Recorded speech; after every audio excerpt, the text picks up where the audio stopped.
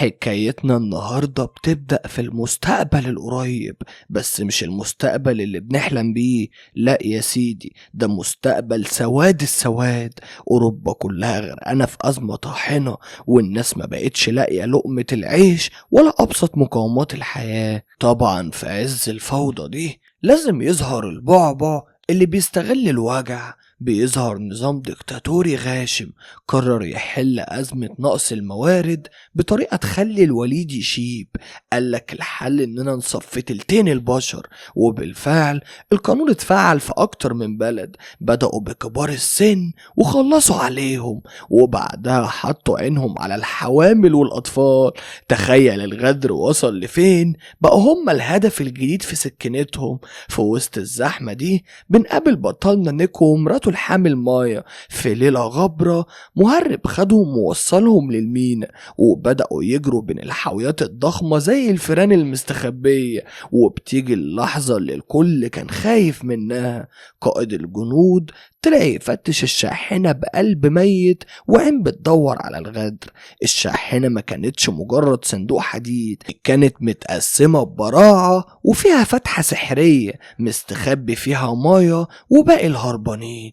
الضابط وقف وبدأ يوزع تهديدات من نار: يا تخرجوا بكرامتكم يا الرصاص هيتكلم. مايا في اللحظة دي فكرت بسرعة الصاروخ. غريزة البقاء عندها خلتها تتشعلق وتطلع فوق خالص علشان تداري نفسها. فجأة حصل اللي ما يتمنهوش عدو ولا حبيب. في بنت صغيرة من اللي مستخبيين قلبها وقع في رجلها وفتحت الباب علشان تخرج، بس الرصاص ما سماش على حد.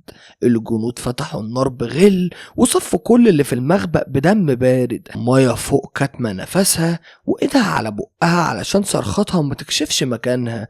كانت بتشوف الموت وش الوش، وروحها بتتسحب منها مع كل طلقة. أول ما القتلة غاروا من المكان، ماي ما كدبتش خبر وطلعت موبايلها وكلمت نيكو وهي بترتعش. حكت له على المجزرة اللي عاشتها والدم اللي غرق المكان. وشوية والقدر كمل لعبته، والحاوية اللي فيها مايا اتشالت واتحطت على ظهر سفينة عملاقة وسط المحيط. وخلال ما هي في قلب الضلمة الحاوية بدأت تنتفض وتتهز بجنون. أتاري القيامة قامت بره، عاصفة ما يعلم بيها غير ربنا في نص البحر. مايا حاولت تصرخ وتطلب النجدة، بس في ثواني الحاوية اتقلبت ووقعت في الماية طرخ. من قوة الخبطة مايا غابت عن الوعي ودخلت في دنيا تانية. تاني يوم الصبح مايا فتحت عينيها لقت نفسها في كابوس حقيقي.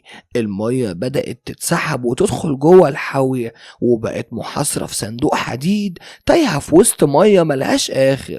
حاولت تطلب النجدة وتكلم نيكو، بس الموبايل كان شرب مية وهنج وما بقاش ينطق. وفجأة سمعت صريخ يقطع القلب جاي من حاوية تانية قريبة منها. قعدت تصرخ بكل قوتها من الخرم الصغير: نيكو يا نيكو. بسرعة بدأت تغير الشريحة وتحطها في موبايل تاني يمكن يجمع إشارة، بس الصدمة كانت أكبر منها لما بصت تاني لقت الحاوية التانية بتغطس وبتغرق قدام عينيها بكل اللي فيها. مايا انهارت من العياط وهي شايفة السند والناس بيغوصوا في قاع البحر وهي مش قادرة تعمل لهم أي حاجة. الليل ليل عليها وسواد الليل كان أهون من سواد اليأس اللي بدأ ينهش في دماغها. في لحظة ضعف مايا فكرت تنهي حياتها وتستريح من العذاب ده، بس في اللحظة الحاسمة قلب الأم انتصر. حست بحركة الجنين في بطنها، طبطبت على بطنها وكأنها بتعتذر للروح اللي ملهاش ذنب. قررت إنها لازم تعافر وتصمد علشان خاطر اللي جاي. شوية ولقت كنز من العلب البلاستيك وبدأت تشيل الجوانات والكاوتش اللي في غطيان العلب دي، وقعدت تسد بيهم الخروم اللي في الحاوية بكل قوتها علشان توقف الشلالات اللي داخلة عليها. وفي عز العاصفة والبرق والرعد الوجع بدأ ينهش في جسم مايا. طلق الولادة جه في أصعب وأخطر وقت ممكن. مايا عاشت لحظات رعب ووجع ما يتوصفش، بتصارع الأمواج وبتصارع الموت وهي لوحدها في صندوق حديد وسط المحيط. بس في الآخر المعجزة حصلت والنوى شرفت الدنيا. حتة لحمة حمرا مايا سمتها النوى، وبقت هي دي طوق النجاة النفسي اللي مايا متمسكة بيه. مايا استسلمت للنوم من كتر التعب، بس النوم ما كانش راحة، ده كان كابوس بيطاردها. حلمت ببنتها أمل اللي ماتت على ايد النظام الظالم، والوجع نهش في قلبها لانها حاسة بالذنب.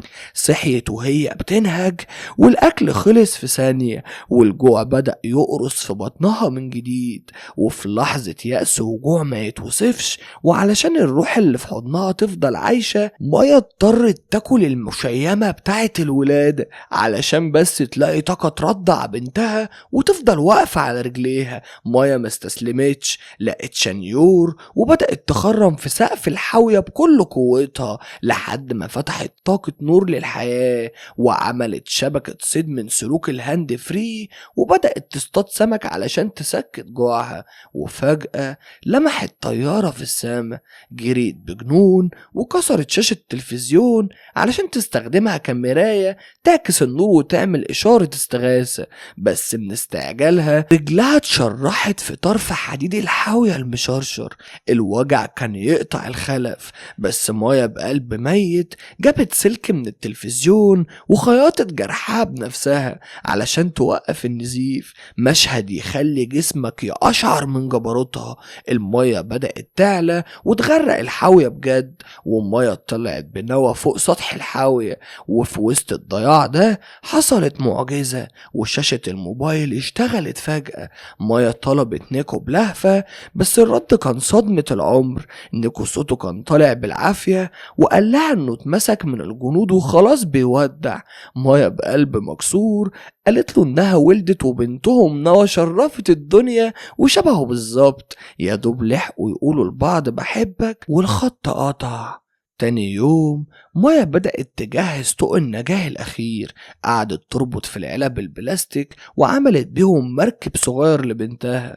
وفجأة الحاوية سلمت نمر وبدأت تغوص بجد في قلب المحيط. مايا كانت هتغرق لأن رجلها اتحشرت في الحبال تحت المية والحاوية بتشدها لتحت. وبقلب ميت مايا مسكت السكينة وقطعت الحبال اللي كانت مكتفة رجلها، وعفرت لحد ما طلعت لسطح المية وهي بتنهج وروحها بتطلع. قعدت تدور على المركب البلاستيك اللي فيها بنتها بجنون، بس ما لقيتهاش. الرعب أكل قلبها وفضلت تصرخ في نص المحيط لحد ما حوت ضخم طلع من تحت المية وبخ مية من ظهره. الرذاذ جه على وش نوى فخلتها تصرخ وتعيط. مايا أول ما سمعت الصوت الروح ردت فيها وجريت عليها وسط الموج علشان تحضنها. بيطلع النهار ومايا كانت خلاص بتفنش، رصيدها من القوة خلص. بس قبل ما تفقد الوعي تماما قامت بقايا السمك في المايه حواليها علشان تلم طيور النورس وتعمل زحمة فوقيها. وبالفعل المعجزة حصلت، وطيور النورس اتلمت بأعداد مهولة، وده لفت نظر مركب صيادين معدية بالصدفة. الصيادين قربوا ولما بصوا على العوامل البلاستيك لقوا البنت الصغيرة نوى. الصيادين شدوا الحبال ولقوا مية مربوطة في العوامة من تحت، فقد الوعي وجسمها شرب مية لدرجة انها بقت جثة هامدة. الست اللي كانت على المركب عملت لها تنفس صناعي بكل قوتها، وفجأة مية كحت مية وفتحت عينيها. اول حاجة عملتها سألت على بنتها، ولما شافتها بخير مية انهارت من العياط، دموع فرحة بالانتصار على المحيط والموت والظلم. مايا قدرت تعدي المستحيل علشان خاطر بنتها، ووصلت لبر الأمان بعد رحلة سواد ما يعيشهاش بشر. ودي كانت نهاية فيلمنا نوير، قصة بتعلمنا إن الأمل هو الحاجة الوحيدة اللي ممكن تخليك تحفر في الحديد وتعدي المحيط علشان خاطر روح بتحبها. ولو الملخص عجبكم والطريقة لمستكم ما تنسوش تدعمونا باللايك المتين وتشتركوا في القناة علشان يوصل لكم كل جديد. أشوفكم على خير في رحلة جديدة، سلام.